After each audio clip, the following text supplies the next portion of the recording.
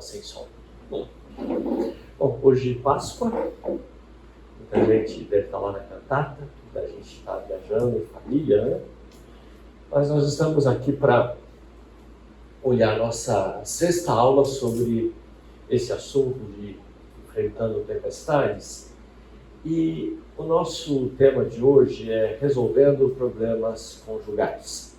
Nós vamos ver dois caminhos, né, que vão estar à nossa frente hoje. Mas primeiramente eu queria fazer uma recordação com vocês do que nós vimos na aula passada, especialmente, né? Primeiro ponto é que conflitos são inevitáveis. Embora a gente ache, né, que não, eu vou ter uma vida sem conflitos, né, isso é uma ilusão. Né? Os conflitos existem e por mais que você não queira, eles irão acontecer. Tá? A origem dos conflitos está no eu. Né? O eu que reina no meu coração, nos meus desejos, está no egoísmo que está dentro de mim, está na minha natureza decaída, né? Está no pecado que está dentro de mim. Ali está a origem dos conflitos. Nós vemos também que muitas vezes conflitos são proveitosos e são necessários se eu quiser obedecer a palavra de Deus. Às vezes é preciso a confrontação. Se você vê um erro, um pecado na vida do outro, você precisa alertar. E isso gera confronto. Né? Quem tem filhos já percebeu isso, né? Você tem que confrontar seus filhos. Você tem que educá-los. Você vê o caminho errado, você tem que ir lá e falar. Né? E mesmo dentro da nossa casa, com nossa esposa, nosso marido, né? Às vezes parentes mais próximos, é preciso um confronto para dizer, não, isso não está certo, isso está errado. Né? Isso é contrário à palavra de Deus, não é possível ir por esse caminho. Tá? Então, conflitos têm o seu lado negativo, quando são motivados pelo nosso egoísmo, mas tem um lado positivo quando você confronta com a palavra de Deus. A gente viu também que nós não podemos permitir ou admitir que o temor, que o medo do confronto, o medo da outra pessoa nos paralise. Você tem receio, então você não fala nada por medo do confronto. Não pode. Há momentos que é preciso dizer, falar e mostrar a verdade da palavra de Deus. E a gente viu também que o conflito precisa buscar a edificação. Né? Mais do que aquela nossa atitude normal, né, de um embate, né? O conflito ele tem que visar o que de bom vai sair disso. Ou como eu posso ministrar o bem e a graça, que é o que a gente vai ver no dia de hoje. Tá? Nós vimos também nos conflitos do lar algumas coisas que aparecem que geram conflitos, ou resultado de conflitos. A gente viu que o primeiro é o distanciamento. É o exemplo que foi dado do iceberg. Né? Você vê algo muito pequeno em cima, mas é grandioso lá embaixo. É aquele relacionamento que ele é estável, mas frio. Tá? Estável, mas frio. Distante. Nós vimos o problema da monotonia, aquela mesmice que esquece os pequenos gestos, as cortesias, as gentilezas. Né? Vira no ano comum, arroz com feijão. E você não se preocupa mais do cuidado com o outro. Né? O egoísmo, onde um não está nem aí para o outro. É o egoísmo que nós levamos para o casamento. Né? Na nossa vida de solteiro, nós somos egoístas. Eu faço o que eu quero, na hora que eu quero, porque eu quero, do jeito que eu quero, e eu acho que no casamento vai continuar assim. Não vai. Não vai. Então, o nosso egoísmo é um grande problema de conflito. conflito. A gente foi mencionado o conflito da carreira, quando um decide que é mais importante cuidar da profissão, cuidar do sucesso, cuidar da sua vida profissional, da sua carreira, do que cuidar da sua família. E é onde muita gente destrói os seus lares buscando isso. Não somente homens, hoje muitas mulheres têm dado ênfase à sua carreira. E a família vai para o brejo. A família fatalmente vai para o brejo quando o cuidado principal é a carreira e não a família. Foi visto também o filiocentrismo, aquela família onde a vida gira em torno dos filhos. É tudo para os filhos, o tempo todo. Toda e qualquer coisa é os filhos. E o casal gira em torno dos filhos a ponto de se esquecerem. E quando o filho vai embora, no ninho vazio, qual é a reação? Quem é você? Não te conheço mais. Né? Então, tem que haver um equilíbrio no relacionamento do cuidado do filho, mas tem que saber que os filhos vão embora. Quem é que fica? É o casal. A gente viu também o problema das mágoas. O que são mágoas? São problemas não resolvidos. Aquilo que você não tratou, que você não resolveu, aquilo que perdurou. O que isso vira? Mágoa e ressentimento. Mágoas são um grande problema. A gente pode falar também do nosso temperamento difícil, né? O seu temperamento de cão. Né? Isso. A camarada que se ira com facilidade, tanto homem, falou camarada, mas homens e mulheres, né? Fica com raiva de tudo. Ou então reclama de tudo, nada tá bom. Nada tá bom, fica emburrado por qualquer coisa, né? Qualquer mimimi, né? O seu temperamento é um temperamento de cão. Não elogia nunca. Né? Ou então, o outro lado, né? É aquele que não está nem aí com nada, é o banana. Ou banana, a banana. Não está nem aí com isso, tanto faz. Né? Temperamentos difíceis que geram conflitos. Né? A nossa ira não tratada, quando você não sabe lidar com ela. E assim vai, né? O dinheiro, o sexo, um monte de outras questões que geram conflitos dentro do lar. Né? Bom, o que nós vamos ver hoje? Os pontos importantes que nós vamos ver. Nós vamos olhar no dia de hoje, primeiramente, a diferença de dois caminhos. Dois caminhos que a gente pode trilhar. O primeiro caminho é o caminho do egoísmo, o caminho da manipulação. E o outro é o caminho da graça, o caminho de ministrar. E vamos ver também o exemplo de Cristo que deve nortear as nossas ações, as nossas atitudes. Então, o aspecto central do tema de hoje, já vou dar um spoiler, né? O aspecto central de hoje é: a atitude de Cristo deve reinar em nós no meio dos conflitos. Tem que ser bem o que eu estou falando. Tá? A atitude de Cristo deve ser a base daquilo que eu faço quando houver.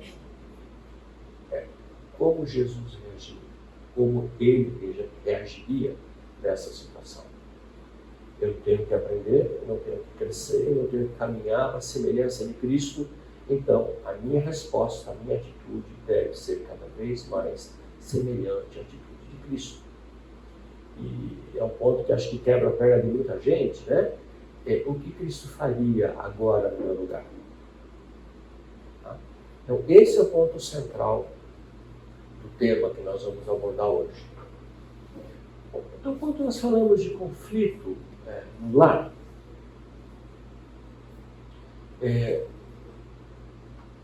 primeiro ponto, vamos dizer assim, algo muito importante é: reconheça a sua parte no conflito.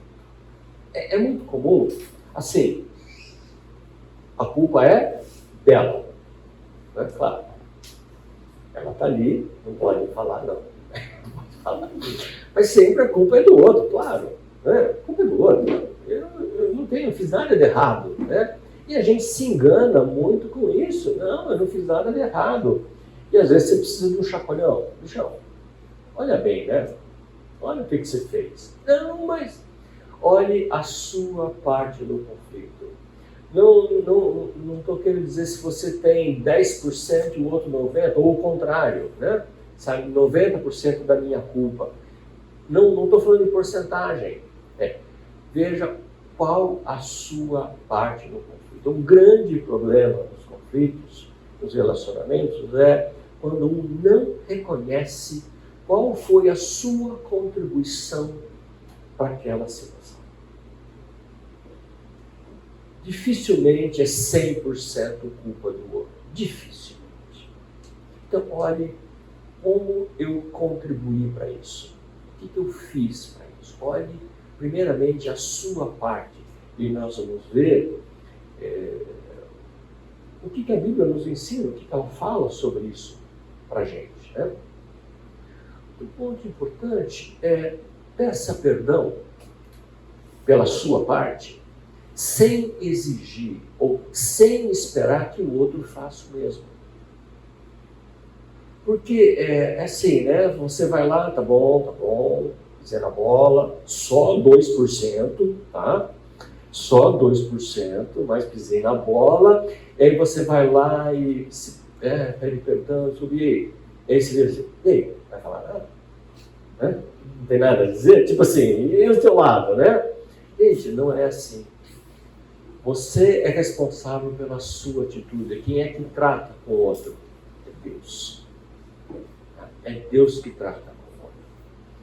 Se você reconheceu que você fez algo de errado, é porque Deus mostrou para você que aquilo está errado. Desde que Deus mostre para o outro que aquilo está errado também. Então não exija ou não espere que o outro faça o mesmo. Faça a sua parte na resolução do conflito. Também, preste muita atenção. O seu erro não é culpa do outro. O seu erro não é culpa do outro. Aquilo assim, eu fiz isso porque você... Quer dizer, de quem é a culpa? Sua. Mas sim, é a culpa do outro, né? É dele a culpa, né? Com certeza. A culpa é sempre do outro. Ou, por sua causa, eu... Pera lá, você fez porque você quis. Você pode ter levado um empurrãozinho. Sim, você pode ter tomado um empurrãozinho. Mas você foi adiante porque você quis. Cada um de nós é responsável pela sua atitude, pelo seu comportamento, por suas ações. Nós podemos resistir. O que Deus falou para Caim pouco antes dele matar o seu irmão Abel? Vocês se lembram? O que Deus falou para Caim? O pecado está lá fora. Cabe a você controlar. É isso? O pecado está ali. Está na porta. Você é que tem que controlar. Então não importa o que o outro fez. Você é responsável por aquilo que você fez e você pode controlar a sua atitude e a sua reação. Então, não, o seu erro, a sua pisada na bola não é culpa do outro. Tem muitos componentes que o outro te deu um empurrãozinho, mas você fez porque você quis e você podia ter controlado isso. Isso é fundamental para a gente entender. Voltando um pouquinho ao que a gente falou, né? Aonde está o problema do eu? Está no meu coração. No meu coração decaído, o pecado que habita em mim. Então, o meu erro é minha responsabilidade. De quem Deus vai cobrar? De quem Deus vai pedir contas? É do seu esposo? Da sua esposa? Não, é de você. O que você fez com a tua vida, com as tuas atitudes? Deus vai cobrar de você. Bom, tudo bem até aqui? Ok. Espero que sim, né? Porque isso mexe muito com os brios, né? Mexe muito com os nossos brios. Porque, claro que eu não faço nada de errado, né? O que esse camarada está falando aí na frente, né? Não, eu faço só um pouquinho, né? Só um pouquinho. Gente, não é assim não. Tá? Seja honesto, né? É honestidade. Seja honesto e avalie bem. E você vai encontrar o que você fez errado. E é interessante que vai passando o tempo, e quanto mais passa o tempo, mais você consegue perceber aquilo que você fez de errado. Né? Você vai aprendendo a se conhecer. Assim, não foi por acaso, não. Eu fiz porque eu quis. Né? Ninguém acorda de manhã. Hoje eu não tenho nada para fazer. Vou brigar com a Silma. Não é assim. Você se tem uma briga porque você está cultivando aquilo dias, horas, tempos antes, né? Nada é exatamente assim, acordei de manhã, não tem nada a fazer, vou assaltar o banco, né? Não é assim não. Então, há dois caminhos que nós podemos seguir na solução do conflito. Eu não gostaria de dizer que há um terceiro, né? Há um terceiro que é o definitivo para você resolver o conflito, né? Que é a morte. A morte, né? Sim, a morte resolve tudo. Morreu, não tem mais conflito, né? Não estou falando em nada assim muito sério, né? É assim, Senhor, leve para a tua glória, não é? Seja bondoso com ele, seja bondoso com ela, né? Tome para si. Né? Resolveu, né? Acabou, não tem mais do lado, não tem mais conflito. E depois que morre, né, vira um santo. Como ele era bonzinho, né? Eu já ouvi assim, é um cão, mas morreu, virou um santo. Como ele era bom. Eu que não via. Não, sem brincadeira, né? Essa parte não existe, né?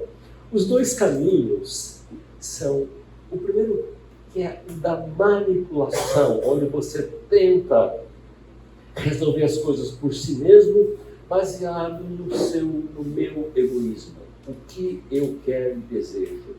E o segundo caminho é um caminho de ministério, é um caminho de serviço, de ministração baseado na graça.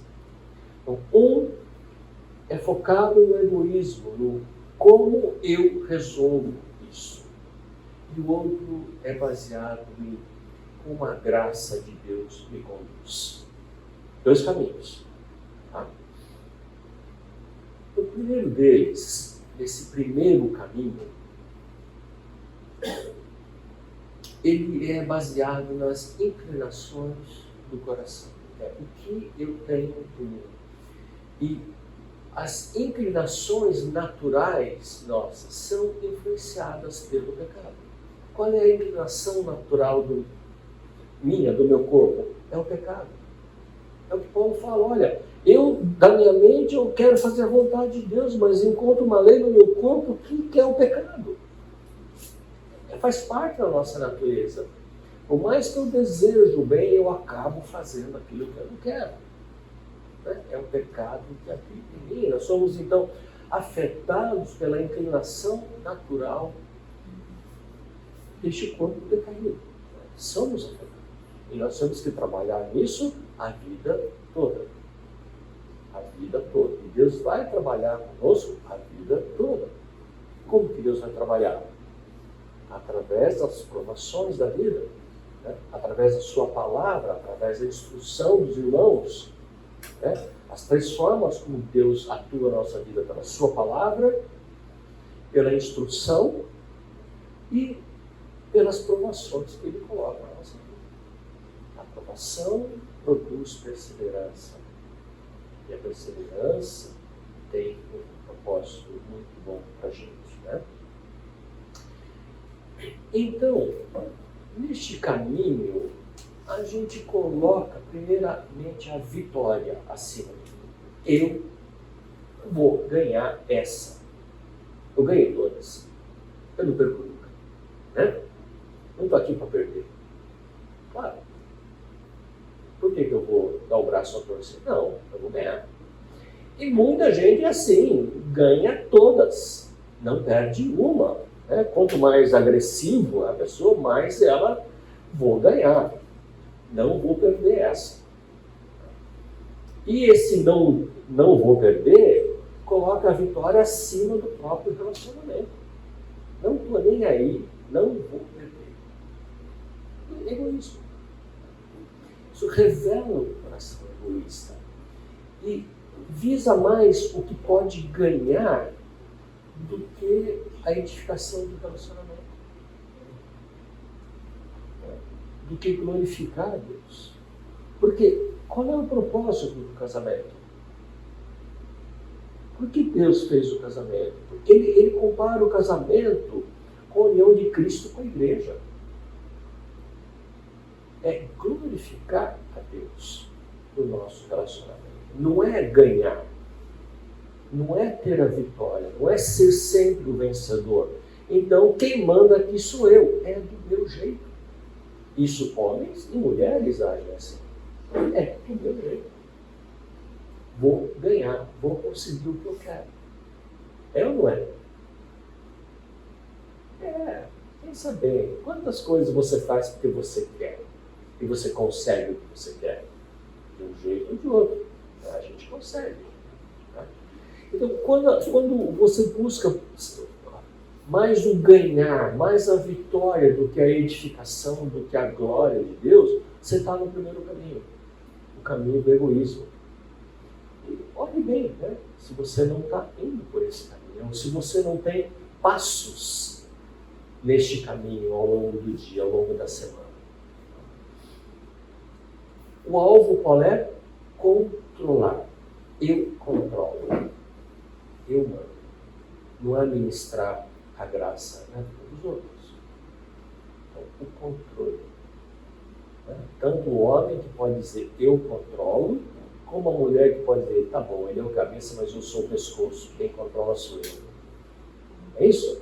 Controle. Eu que viro ele para onde eu quero. Controle.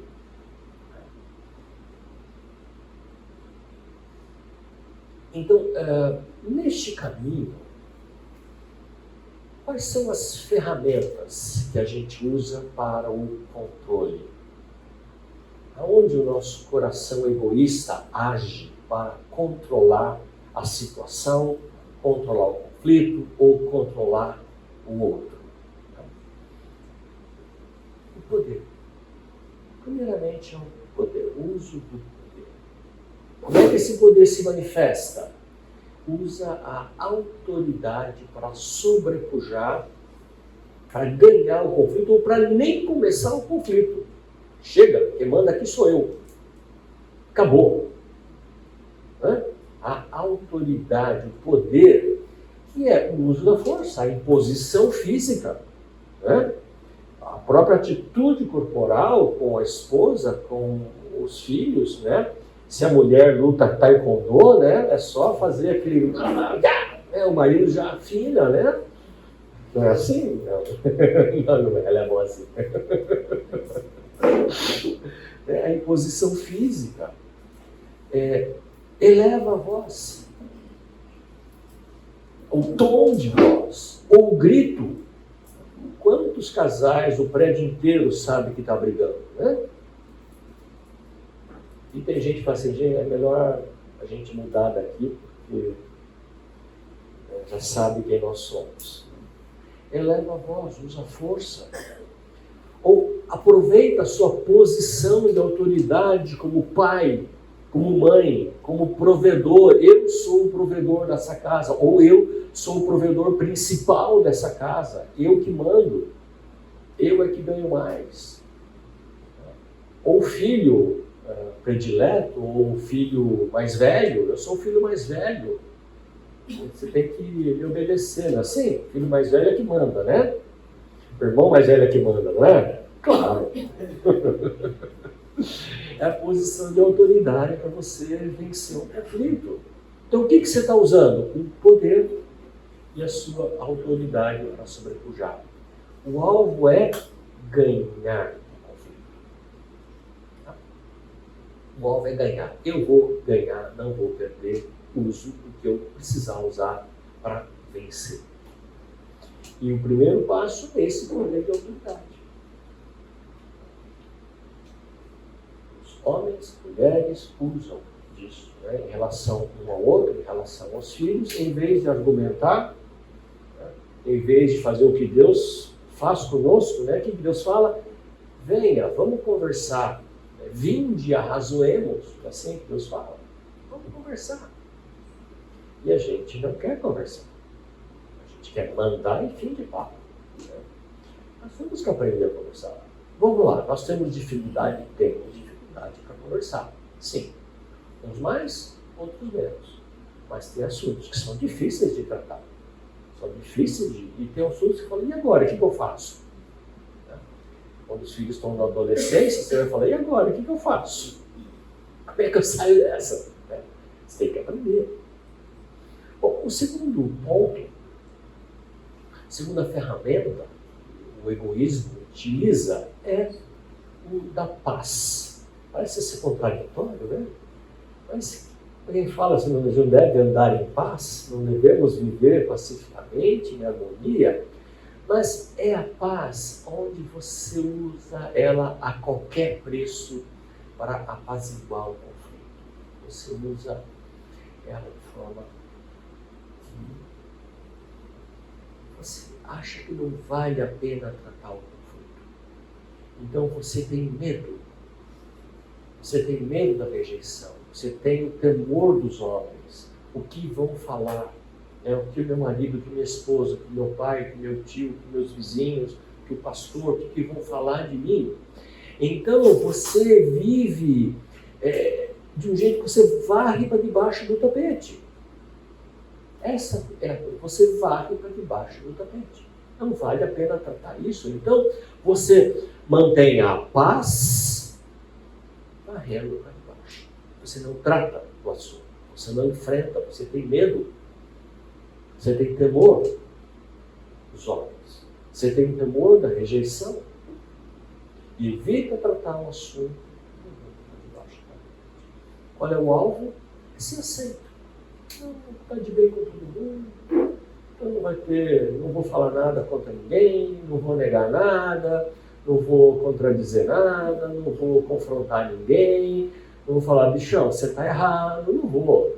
Deixa tudo quietinho, tudo se resolve. Deixa quieto que tudo se resolve. Está resolvendo o conflito?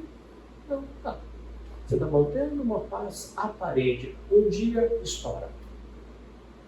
Um dia aparece esse conflito. A terceira ferramenta é a negação. Você minimiza o problema, né? Minimiza. Não, você está vendo demais. Problema? Que problema? Não problema nenhum. Você chega lá e fala, bichão, teu filho está assim, não, é coisa da idade. Né? Ou então, olha o sentido que você está tratando a sua esposa. Não, é impressão sua. Olha o quanto você está trabalhando, você está largando sua familiaridade. Não, isso é só temporário. Não é nem, não. E para tudo você tem uma desculpa. Não, isso não é problema. Não. O seu temperamento é um temperamento de cão. Não, eu sou estressado um pouquinho, já passou. Você nega o problema. E quando você nega o problema, o que acontece? O que acontece com esse problema? Ele só aumenta, né? E ele não é tratado. Ele não é tratado. Nós vamos ver mais ao final do dia hoje, nós temos que ir tratando os problemas, talvez ordem de prioridade, né? Mas nós temos que ir tratando os problemas. Qual é o alvo? É evitar a dor decorrente de um conflito. Ou, mesmo que isso signifique viver uma fantasia. Você nega que você tenha problema, que a sua família tenha problema, que seus filhos tenham problema. E quando você vai perceber, é tarde demais. Muitas vezes. Né? Muitas vezes é tarde demais. Então, veja, esteja atento aos alertas. Né? Os problemas, eles alertam por si só, ou por irmãos abençoados, né, que vêm te falar, olha, preste atenção nisso, escute, preste atenção. Se a sua esposa vem falar com você, preste atenção. Homens, preste atenção. As nossas esposas têm uma forma de enxergar as situações de uma maneira que a gente não enxerga. Presta atenção se ela está falando alguma coisa. Né? Quantas vezes eu estou lá bobão, né? E a senhora vem e me fala, você, nossa, é mesmo, você tem razão. Presta atenção. E esposas, preste atenção na direção do seu marido. Né? Para onde ele está conduzindo a família. Preste atenção. É o papel dele fazer isso. Né? Então, não neguem os problemas. Ouçam. Né? Ouçam, não neguem. Uma quarta ferramenta, essa é incrível, né? Essa é incrível, é se vitimizar. Você se faz de coitado, né? Ah, coitadinho, eu nunca acerto, eu faço tudo errado, eu não tenho jeito mesmo. Né? É aquela coisa que dois namorados, quando querem terminar, um vira para o outro e fala, eu não mereço você. Isso, eu sou um coitadinho, você é tão melhor. Você é tão melhor. É o se fazer de coitadinho. O que aconteceu? Tá.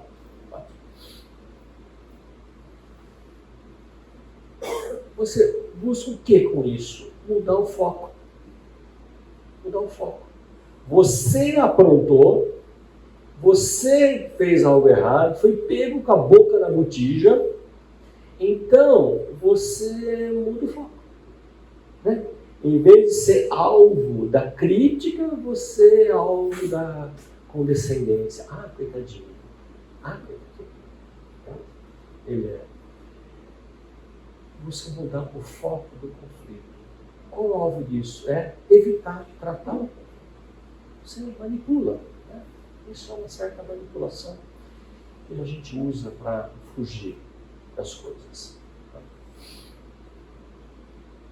Bom, e aí a gente poderia enumerar, eu estou falando de algumas ferramentas, né? Talvez vocês possam até me ajudar. Que ferramentas mais a gente usa para manipular, né? Para que o eu se sobreponha, prevaleça? Né? O que mais a gente faz de muito esperto para ganhar uma discussão? É difícil falar, né? Matar o erro do outro. Oi? Matar o erro do outro. Mas você também. Claro, você que começou. Claro, sempre foi o outro que começou. Óbvio. Né? Olha, a gente pode usar a chantagem. Nossa, claro que a gente pode. Ah, é? Então,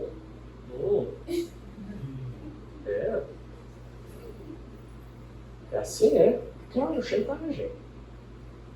Você quer entrar? Então esquece de mim, viu? Uma semana você não vai me ver. Chantagem. Você está chantageando. Então, você quer isso? Então eu só compro se chantagem. Nós vamos ser... É um jeito de você, né, dar com uma mão e tirar com outra. Chantagem. O que eu estou querendo? Ganhar o que eu quero. Eu dou algo pequeno, algo que para mim não custa muito para ganhar o que eu quero. A gente faz isso com a esposa, com o marido, com os filhos. Se você ficar quieto, quando chegar em casa, você vai ganhar. Ou o contrário, né? Se você não parar, você vai ver a sua mãe, seu pai, quando chegar em casa, né? Ela ameaça, né? Ameaça. Você vai se ver comigo. A gente usa o choro. Né? A coisa não está indo bem, não está dando certo, não, precisava chorar. Acabou. Tem mais conversa. Né? E vai continuar assim. Ou o silêncio.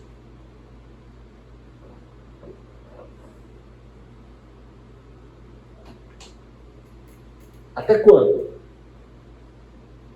Até quando? Vocês viram recentemente, né?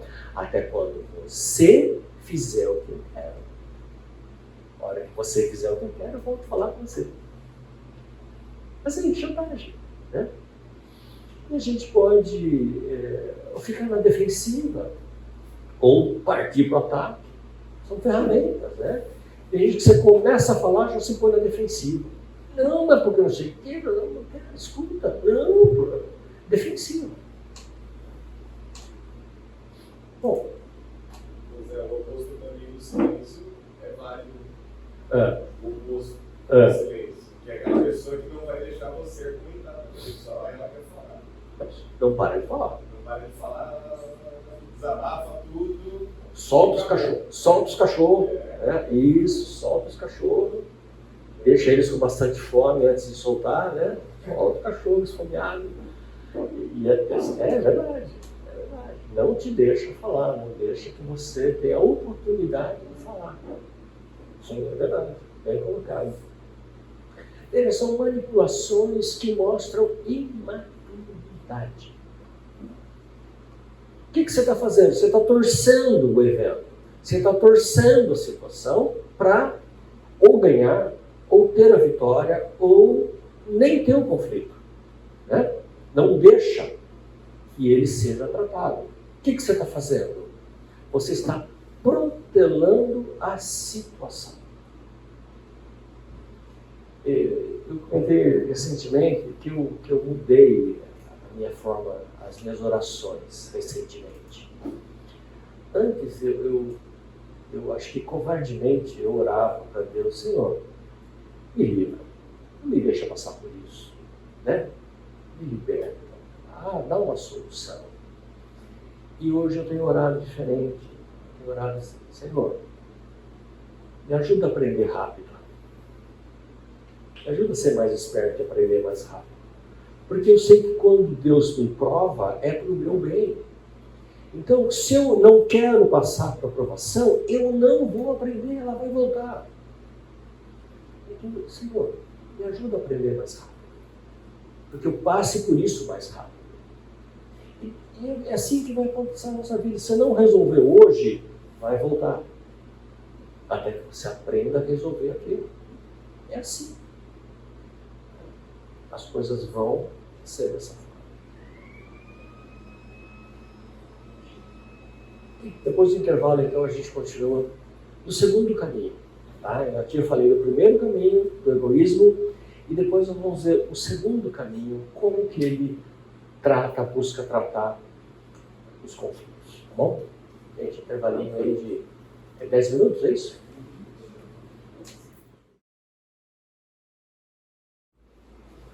Vamos voltar.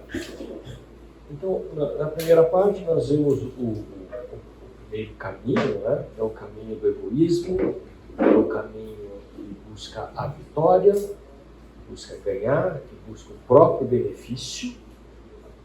E o segundo caminho é o caminho da graça, que ele encara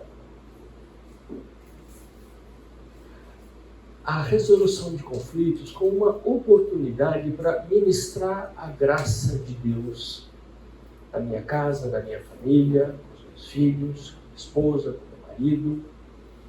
É mostrar e ministrar a graça de Deus. Por que eu faria isso? Né? Por que eu faria isso? Isso revela o quanto nós buscamos o bem do outro acima do meu próprio desejo. Porque qual é o desejo imediato? meu. É um egoísmo. É eu me satisfazer, eu fazer o que eu quero, o que eu gosto, o que é melhor para mim. Esse é um desejo imediato que nós temos.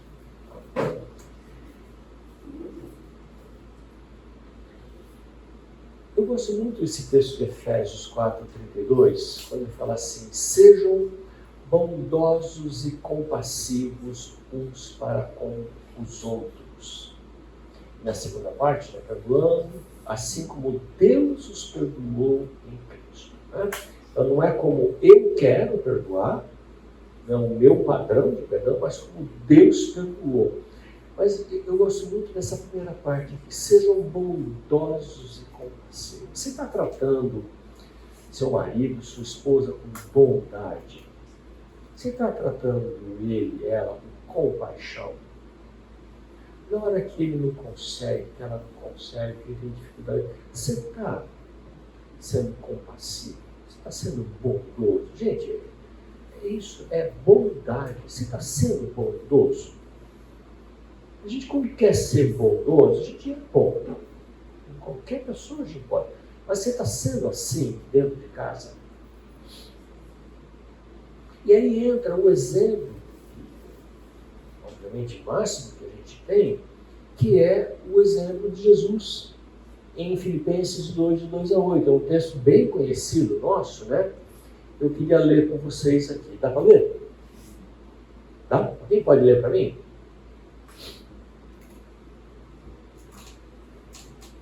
Nada façam por ambição egoísta ou por vaidade, mas humildemente considerem os outros superiores a si mesmos. Vai ler tudo, pode ler. Cada um cuide não somente dos seus interesses, mas também dos interesses dos outros. Seja a atitude de vocês a mesma de Cristo Jesus. Embora sendo Deus, não considerou que o ser igual a Deus era algo a que devia apegar-se, mas esvaziou-se a si mesmo, vindo-se servo, tornando-se semelhante aos homens, e sendo encontrado em forma humana, humilhou-se a si mesmo, foi obediente até a morte, e morte de cruz. O que ele está falando para a gente, eu destaquei no versículo 5, seja a atitude de vocês a mesma de Cristo. Então está aí o padrão, tá lançado o padrão, a atitude deve ser a mesma. E olhe lá, não faço nada por ambição egoísta, por vaidade. Tira isso de você. Cada um cuide não só dos seus interesses, mas do interesse dos outros. O que minha esposa quer? O que meu marido quer? Há o interesse do outro. Cuide do interesse do outro. Ele fala aqui de atitude de Cristo, embora sendo Deus, posição elevadíssima, ele não considerou isso. Ele abriu mão, ele se esvaziou, vindo a ser servo. Então aqui está o grande exemplo de Cristo. Ele, sendo Deus, ele se fez servo. Por que eu não posso servir? Se Deus assumiu a forma de servo, por que eu não posso ser servo? Posso e devo. Seja a atitude de vocês a mesma de Cristo Jesus. Então, veja, olha o que está posto para a gente aqui. Dentro dos nossos lares, dentro de casa, diante de um conflito. Não seja egoísta. Não olhe só para você, não cuide da sua vaidade. É interessante, né, no versículo 3, existe alguma superioridade entre homens e mulheres? Vocês têm que responder rápido isso. Existe alguma superioridade entre homens e mulheres? Timidamente, não. Nós fomos criados ambos à imagem e à semelhança de Deus, homens e mulheres ele criou.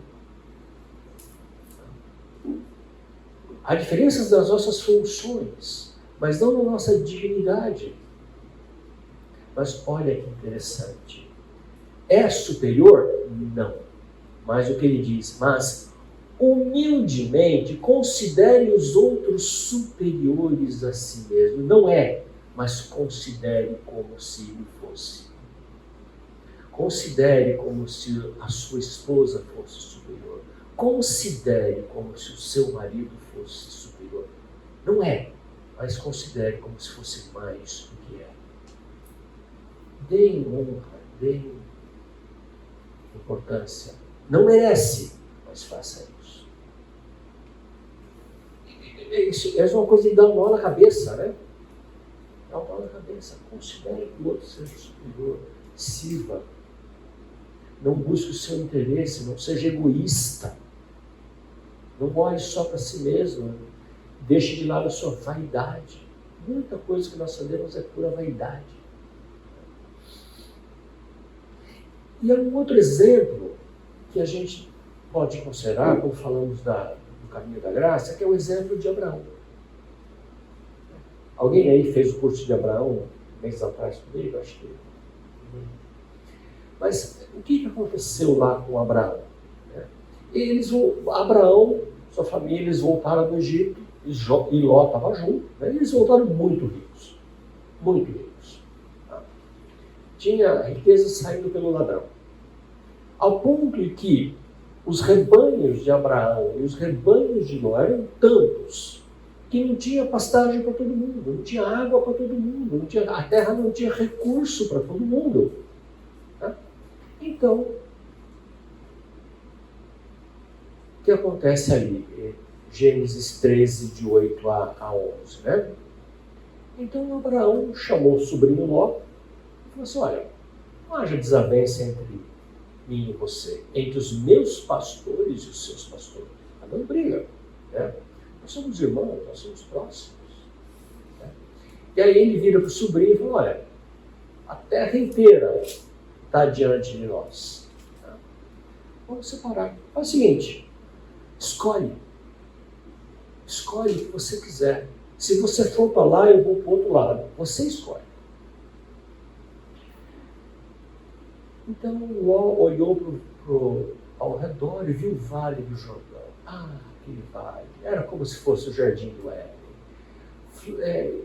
Verde, irrigado, produzia, fértil. Era uma maravilha. E é para lá que eu vou, lógico. Né? Veja, qual é o problema dessa situação? Quem era o patriarca da família? Abraão. Quem tinha o direito? Abraão. A quem Deus tinha prometido? Abraão. Ló era o quê? O sobrinho. Tinha algum direito? Não. Tinha alguma promessa? Não. Quem era o mais velho? Abraão. E tudo era o direito de Abraão. Mas Abraão vira para o sobrinho e fala assim: vamos escolher. Mas Abraão sabia que Deus havia prometido para ele, Abraão, a terra, para ele e para a sua descendência, para os seus filhos. Mesmo assim, Abraão abre. Ele é bondoso, ele é condescendente, ele não é egoísta. Ele fala para o seu sobrinho: pode escolher. Não foi assim, ó, tá vendo ali, ó? Fica lá naquele cercadinho que eu dou para você. Não. Ele deixou escolher. E o que aconteceu? Qual foi o resultado? Veja, Abraão abriu mão de muita coisa. Ló ficou com a melhor parte que eles podiam olhar, né? Com o vale fértil, né? O vale mais fértil. E Abraão ficou com o penhasco, né? Com a terra, com o deserto, né? Com o semiárido. O que aconteceu depois disso? Abraão perdeu muita coisa? Abraão perdeu muita coisa? O que acontece logo em seguida? Hã? Ele se livrou de um problemão, né? Porque Ló foi exatamente para Sodoma e Gomorra, né? Antes Deus havia destruído Sodoma e Gomorra. E muitas outras coisas que aconteceram antes, né? Desculpe, depois. O que acontece depois é: disse o Senhor a Abraão: depois que Ló se separou dele. De onde você está, olhe para o norte, olhe para o sul, olhe para o leste, olhe para o oeste. Toda a terra que você está vendo, eu darei a você e a sua descendência para sempre. Incluindo o quê? Incluindo aquela terra que Ló havia escolhido.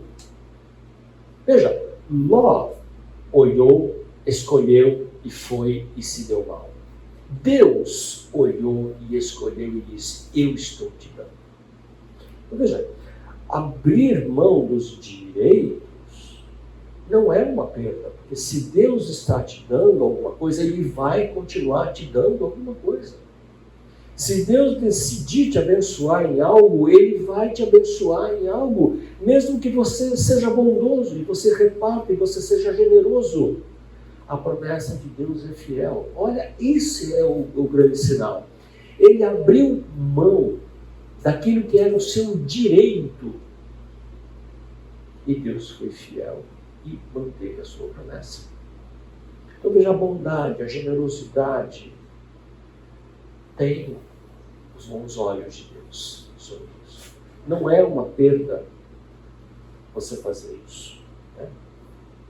E veja, a gente pode abrir mão das coisas sabendo que Deus nos dá tudo o que precisamos. Você pode achar que você está saindo perdendo, ou estou perdendo nessa. Deus vai honrar. Deus vai honrar. Olha o exemplo de Abraão, olha o exemplo de Jesus.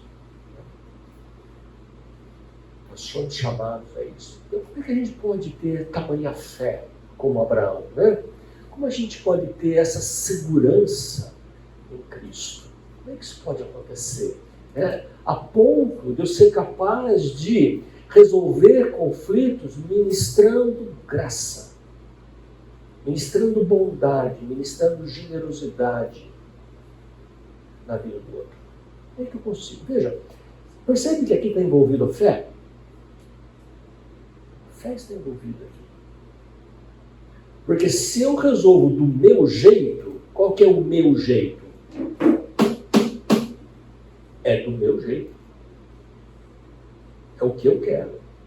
E acabou. Esse é o meu jeito. Você pode fazer, não é tanto assim, não, mas é quase assim, não é? Eu quero fazer as coisas do jeito que eu gosto. Bom, eu quero ver com vocês agora alguns passos, né? O que eu posso fazer diante de um conflito familiar? Baseado nessa experiência que a gente acabou de ver. O primeiro passo eu preciso conhecer a Deus. Quem é este Deus? E conhecer a minha posição com Deus. O que eu estou falando com isso? Minha segurança em Cristo. Eu saber quem eu sou em Cristo. E saber o meu futuro. Veja, eu sei que eu fui resgatado. Eu sei que eu fui redimido. Eu sei que eu estou inserido na família. Eu sou adotado como filho. Eu estou na videira. Eu sou nutrido por Ele. Eu sei a minha posição. Quem é que cuida de mim? Deus. E mais do que isso, eu sei o meu futuro. Qual é o meu futuro? Qual é o nosso futuro, nós que cremos? Qual é o nosso futuro? Vida eterna, graça eterna, bondade eterna, favor eterno, sem choro, sem sofrimento. O que isso vai me fazer falta na eternidade se eu abrir mão? Simples assim. O que isso, essa pequena coisa vai me fazer falta? Nenhuma. Se eu abrir mão dos meus direitos, isso não vai me fazer falta. Então eu tenho que saber quem é este Deus que me permite abrir mão dos meus direitos. Lembrando isso, a vingança pertence ao Senhor, mais ainda, né? Vingança. Podemos ser maltratados sem desejar vingança. Né? E tem horas que a gente quer, né? Guarda só. Espera o troco. Né? É assim. Não pode nem falar isso, mas de vez em quando a gente vai dar um troquinho, né? Dá um troquinho. Espera só. A hora vai chegar. Né? Não é preciso agir assim. A vingança é de Deus, é Ele que vai tratar. Se o seu marido é duro, se a sua esposa é dura de coração, Deus vai tratar com ele e com ela. Deus vai tratar. Então nós podemos enfrentar os conflitos sem nos sentir ameaçados por esse conflito. Por quê?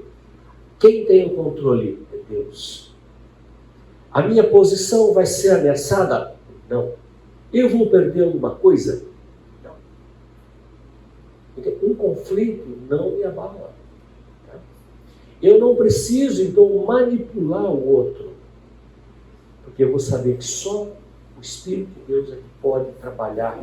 Só Ele tem o poder de operar coisas verdadeiras, duradouras na vida do outro. Sou eu que mudo a minha esposa? É ela que me muda? Nós somos instrumentos de Deus na vida um do outro. Instrumentos. Mas quem opera é o Espírito. Então você pode ser um bom instrumento, né? E ajudar e conduzir a sua família na edificação, tá? Cada vez mais próximo de Deus. Mas quem opera é o Espírito. Sou eu, não é ela. Temos que ter essa noção muito clara. Então, quando eu conheço a minha suficiência em Cristo, isso me permite ouvir críticas, sem me sentir ameaçado pelas críticas. Isso me permite ceder os meus direitos, sem achar que eu estou perdendo alguma coisa. Isso me permite realizar mudanças, sabendo que Deus é que me conduz para melhor. Isso me permite viver em paz. Porque eu sei que eu não estou perdendo, eu estou dando, eu estou generosamente cuidando, eu estou fazendo o bem do outro. Não estou gostando muito, mas ela está gostando? Que bom. Veja, é uma atitude diferente, né? Me permite ministrar graça. Graça é favor imerecido, né? Assim como eu recebi graça de Deus, uma graça imerecida, eu posso ser o objeto da graça dentro da minha casa, para minha esposa, para meu marido. Eu ministrar graça, que é favor imerecido. Não merece, mas você não merece, mas eu dou. Isso é graça. Me permite servir aos outros como Cristo fez. Como é que Cristo serviu? Sendo Deus, ele serviu. E aqui entra o texto de João 13, de 1 a 5, que eu quero ler com vocês. Alguém pode ler para mim? Se quiser muito pequeno, acho que dá para ler, né? Quem pode ler?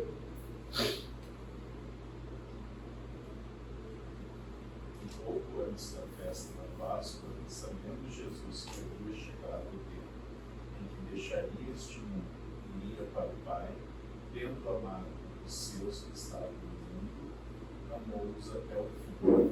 Estava sendo servido o jantar e o diabo já havia induzido Judas Iscariotes, filho de Simão, a trair Jesus. Jesus sabia que o Pai havia colocado todas as coisas debaixo do seu poder, era de Deus e estava apontando para Deus. Assim, levantou-se da mesa, tirou sua capa e colocou uma toalha em volta da cintura. Depois disso, derramou água numa bacia e começou a lavar os pés dos seus discípulos, enxugando-os com a toalha que estava em sua cintura. Ok, todo mundo lembra disso, né? Lava-pés, o famoso lava-pés. A pergunta é O que Jesus sabia? Essa é a pergunta. O que Jesus sabia? Aqui, ó, no versículo 3. Jesus sabia que o Pai havia colocado todas as coisas debaixo do seu poder e que viera de Deus estavam voltando para Deus. Ele sabia que aquele era o momento. A crucificação se aproximava, a ressurreição se aproximava e que tudo havia sido colocado debaixo do seu poder. Ele estaria reinando sobre tudo. Ele tinha essa certeza. Ele estava voltando para a sua posição elevada. E aí, sabendo disso, ele lava os pés dos discípulos. Jesus sabia disso. Olha que interessante. Ele tinha essa convicção, né? Do que nós devemos nos lembrar para servir. Isso. Um exemplo de Cristo. Olha o que ele, sendo Deus, fez. Por que eu não posso fazer algo nessa direção? Servir. O segundo ponto da resolução de conflitos é conhecer o real estado do meu coração. Eu preciso saber quem é que eu sou. Mateus 7,1 diz assim: não julguem para que vocês não sejam julgados, pois da mesma forma que julgares, vocês serão julgados. E a medida que usarem também será usada para medir vocês. Porque você repara no cisco que está no olho do seu irmão e não se dá conta da viga que está no seu próprio olho? Você está olhando o cisco do outro, que é uma trava, é uma vigota no seu olho. Como você pode dizer ao seu irmão, deixe de tirar o cisco do seu olho quando há uma viga no seu? Hipócrita. Tire primeiro a viga do seu olho. Então você verá claramente para tirar o cisco do olho do seu irmão. É assim nos nossos relacionamentos. Às vezes nós estamos ali, né, olhando o outro, o que o outro fez de errado, e estou esquecendo de tirar a viga que está no meu olho. Olhe para você, né? Lá no começo, né? Quando eu falei, olha a sua contribuição no conflito, é exatamente esse versículo aqui. Olhe qual é o tamanho do graveto, da trave, da viga que está no seu olho, antes de lá tirar o cisco do olho do outro. Saiba que você faz coisas piores do que o seu marido ou sua esposa fez. Saiba disso. É o seu coração, o meu coração, o nosso coração. Então, qual é a minha preocupação antes de olhar os erros do outro? Qual é? Olhar os meus. Olhe os seus primeiro. Né? Olhe os seus primeiro. Então, nesse ponto, né, a nossa tendência é olhar os fatos ou as situações que estão diante da gente, os conflitos, pela nossa perspectiva. Isso é muito comum na resolução de conflitos, né? Quando vai lá para um auxílio pastoral, né? Para um conselho, os dois, né, estão com a razão. Pode ver no conflito. Os dois estão, você escuta um falando, eu estou com a razão. Escuta o outro falando, eu estou com a razão. E quando você vê, nenhum dos dois está com a razão. Né? Mas a tendência é olhar pela nossa perspectiva. Vemos favoravelmente o meu lado e criticamente o outro. Claro, eu estou certo. Pronto. O outro está errado. É assim que é a vida. Né? Eu estou sempre do meu lado. O que eu faço está sempre certo, é o melhor, é o correto, claro. Eu tenho sempre razão. Filipenses 2,4 nos diz: cada um cuide não somente dos seus interesses, mas dos interesses dos outros. Não olhe só o seu interesse, olhe o interesse da sua esposa, olhe o interesse do seu marido. Não fique olhando só para o seu interesse, para o seu desejo, para a sua perspectiva. O que minha esposa está querendo com isso? Por que ela está agindo assim? meu esposo está agindo assim? O que ele está querendo? Qual o interesse dele ou dela? Então, sabendo isso, né, não fique fazendo listas mentais do que o outro fez de errado, mas examine o seu coração, liste as suas falhas. A gente fica assim, fazendo isso, né? Dá um conflito, você fica pensando tudo que o outro fez de errado. Claro, você faz uma lista enorme, né? Vira a página, né? Querendo pergaminho, assim. Aí, o que eu fiz de errado? 2 linhazinhas, assim, né? Assim muito, né? Claro, eu não fiz nada de errado. Né? Mas você é muito crítico com o que os outros fazem, né?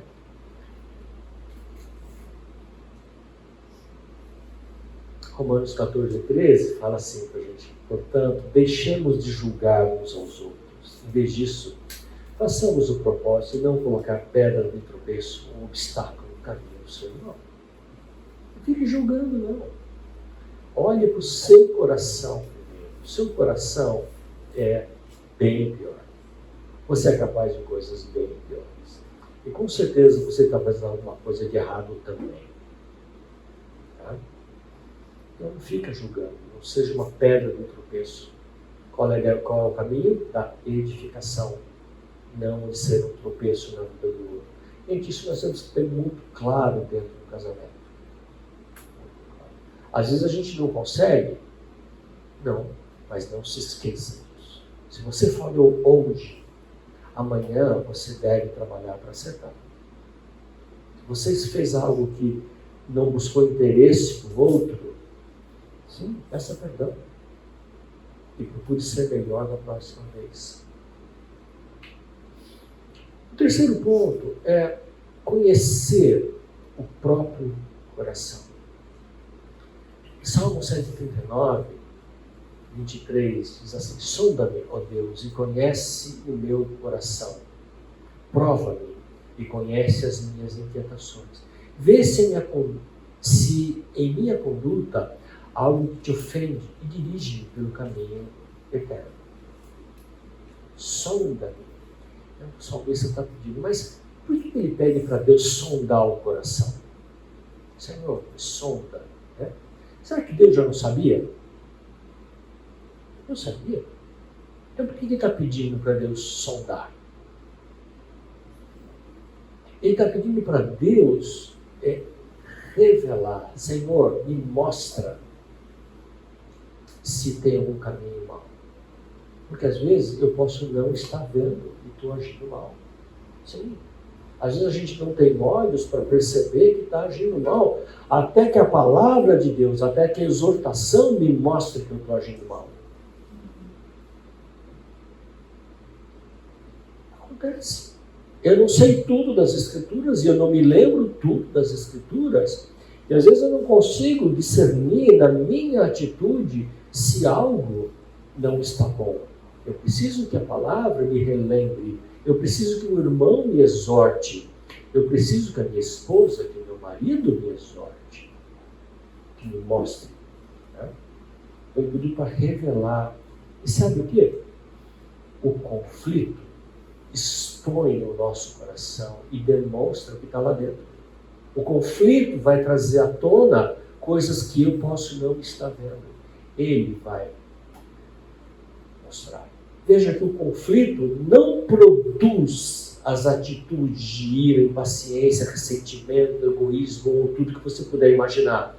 Ele não produz, ele manifesta o que já está lá no interior. Ele manifesta. Porque se eu explodo em ira, se eu sou impaciente, se eu sou ressentido, eu não virei agora, nesse instante do conflito. Eu já estou curtindo isso há muito tempo. Eu já estou pondo lá dentro há bastante tempo. Eu já estou nutrindo isso há muito tempo. Não é o conflito que produz, ele revela. Ele revela o que há no meu interior. Não é aquilo que eu falei, eu não acordo e vou falar, vou assaltar um banco hoje. Não. Se eu vou assaltar um banco é porque eu estou planejando há muito tempo. Não.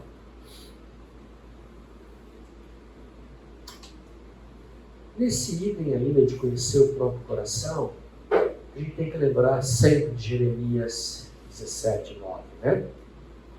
O coração é mais enganoso do que qualquer outra coisa, e sua doença é incurável. Quem é capaz de compreender? Não se engane. Gente, não se engane. Não ache que você é bonzinho, não. Eu posso até me achar um cara legal, mas eu tenho que ter a certeza e a convicção de que este é o meu coração. Foi por isso que Cristo veio, para morrer por este coração. Foi por isso, pela morte de Cristo, que eu posso ter acesso ao Pai, porque por este coração eu jamais chegaria perto de Deus. Este é o nosso coração. E nós vamos conviver até a eternidade, até sermos transformados. Né? E eu sou o Senhor que sonda o coração e examina a mente. Quantas coisas nós fazemos pensando em outra? Deus até isso Ele vai usar. Tem a misericórdia de nós, né? As intenções do nosso coração. Né? Quantas coisas boas nós fazemos com uma intenção errada? Deus vai julgar as intenções do coração. Né? Ele vai recompensar de acordo com a nossa conduta. Dessa forma. E quarto, então, reconhecer que o coração é enganoso e deixe de culpar situações, deixe de culpar os outros pelo próprio pecado, pelos seus maus hábitos. O outro não é culpado. Eu sou culpado pelo pecado, pelo mal que eu fiz. Não é o outro. Não importa o tamanho do empurrãozinho que eu levei. E o quarto ponto é: precisamos entender o outro. Nós já lemos esse texto de Efésios 2, versículo 4, né? Cada um cuide não somente dos seus interesses, mas também dos interesses dos outros. Já que aplicando em casa, né? Qual é o interesse da minha esposa? Qual é o interesse do seu marido? Você sabe? Às vezes a gente acha que sabe, né? Mas você tem que cuidar, não é dos seus interesses somente. Não somente dos seus interesses, mas dos interesses do outro. Então, pode ser óbvio, né? Mas eu tenho que conhecer o interesse do outro. Eu tenho que conhecer o desejo do outro, a vontade do outro. O que neste momento o outro gostaria, o que agrada, o que não agrada. Eu tenho que saber disso. Então, o ponto é: se coloque no lugar do outro. Procure entender o outro lado, se coloque na pele do outro, né? Nos sapatos do outro. Aí você vai dizer: não dá para entender a minha esposa, né? Pior é que não dá para entender a sua esposa, né? As esposas, as mulheres são difíceis de entender. Na mente masculina é muito difícil entender uma mulher. A mente feminina é complexa, né? Nós somos cartesianos. Mas procure entender. Procure entender o interesse da sua esposa. Procure entender o interesse do seu marido. E qual é o resultado disso? É a solução de compromisso. O que eu vou fazer com esse entendimento? Eu vou procurar agradar, vou procurar satisfazer. Eu vou procurar agir de outra forma. Eu vou deixar de lado um pouco o meu próprio interesse para ver melhor o interesse do outro lado. Né? É conhecer. Como é que você conhece? É com 1, 2, 3, 4 anos de namoro, noivado? É com 1, 2, 3, 4 anos de casado? A vida toda você vai conhecer. Se você não fechar os olhos. Se você não se isolar. Se você não ficar distante. Se você não deixar que a monotonia tome conta. Você tem que ter olhos. Esse é o ponto. E às vezes a gente esquece, né? Chegam os filhos, você esquece do marido, esquece da esposa. E se o teu trabalho está demandando, você esquece de tudo isso. Então faz parte da vida cristã procurar ver o ponto de vista do outro dentro de casa. Veja que Cristo, como nosso sumo sacerdote, ele se compadeceu da nossa fraqueza. O que fala lá em Hebreus? Né? Não vou ler o texto de Hebreus 4, mas fala que ele pode se compadecer das nossas fraquezas porque ele viveu as mesmas coisas. Ele passou pelas mesmas dificuldades. Por isso ele pode se compadecer. Então você tem que conhecer o que é o outro lado, para você poder se compadecer também. Tá? Então, o texto de depois vocês podem ler Hebreus 4, de 15 a 16, para ver isso. Indo para o fim, como é que eu penso na resolução de conflitos de forma bíblica? Bom, o primeiro ponto é possível. É possível resolver? É possível.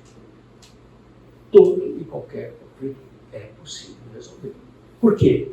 Se Deus, olhando para mim como inimigo, morto, afastado, alheio, ele concedeu graça, por que eu não posso conceder graça a quem eu amo? Então, gente, é possível. É possível. Tá? Só que não é uma garantia de que nós sempre vamos concordar. E essa é a maravilha do casamento. Você não precisa concordar sempre. E não vai concordar sempre. Aquele ideal, né, do casamento. Não, nós vamos concordar em tudo. Só, não sei o que. Não existe. Vocês são pessoas diferentes. Né? Isso enriquece o casamento. Eu falo que eu casei com a Silma. Se a Silma fosse igualzinha a mim, eu teria casado comigo. Seria terrível. Eu não ia me aguentar, né? Mas ela é diferente. Isso enriquece o casamento. Né? Isso enriquece. Vocês não vão concordar. Também, nem sempre o outro vai se mostrar disposto a se reconciliar, pelo menos não nesse momento. Né? Às vezes o outro vai demorar um pouco. Sim, acontece. Precisa se acalmar, precisa... Né? Eu já estou acabando só mais um minutinho, tá bom? Mas, veja, eu tenho que saber Romanos 12, 18. Façam todo o possível para viver em paz com todos. E Provérbios 23, é uma honra dar fim a contendas. Você tem que saber que você fez o possível para manter a paz. Você tem que ser o pacificador, saber que você fez todo o possível, que você procurou dar um fim à contenda. E o último ponto que eu queria falar com vocês nessa resolução de conflitos de forma bíblica. Nós temos que escolher bem a hora e a maneira de abordar uma situação de conflito. Não é a hora que o outro está espumando de raiva, né? Soltando fogo pelas ventas, que você vai lá querer. Não vai. Né? Não vai. Olha o texto de Provérbios 15, diz assim: dar resposta apropriada é motivo de alegria. E como é bom o conselho na hora certa. Até o bom conselho tem hora certa. Nós precisamos saber escolher bem a hora, o momento de abordar uma situação de conflito. E não é preciso resolver todos os conflitos imediatamente. Se você quiser resolver todos os conflitos imediatamente, você vai matar o outro. Né? Preciso ter sabedoria para escolher as áreas mais importantes com a sua esposa, com o seu marido, com seus filhos. Imagina se você pegar o teu filho e quiser resolver todos os problemas de um adolescente na área. Você mata ele. Assim como Deus fez conosco. Deus age assim conosco. Se Deus tratasse conosco num instante, o que ia acontecer com a gente? A gente ia morrer. A gente não ia suportar. Por isso que Ele trata conosco passo a passo, dia a dia, num caminho de edificação, num caminho de maturidade. E nós temos que procurar fazer isso dentro de casa, com a nossa família. Você não vai, se você quiser tratar todos os problemas que você vê, você não vai conseguir. A gente precisa saber as brigas, escolher as brigas que você vai entrar. Tem coisas que não valem a pena. Trate as coisas no momento certo. Vamos lá. Senhor Deus, muito obrigado, Pai.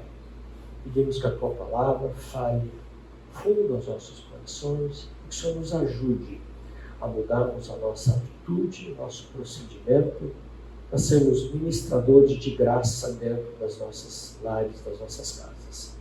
Nos acompanhe neste dia, nos modere e trabalhe em cada um de nós. Assim oramos em nome de Seu Filho Jesus. Amém.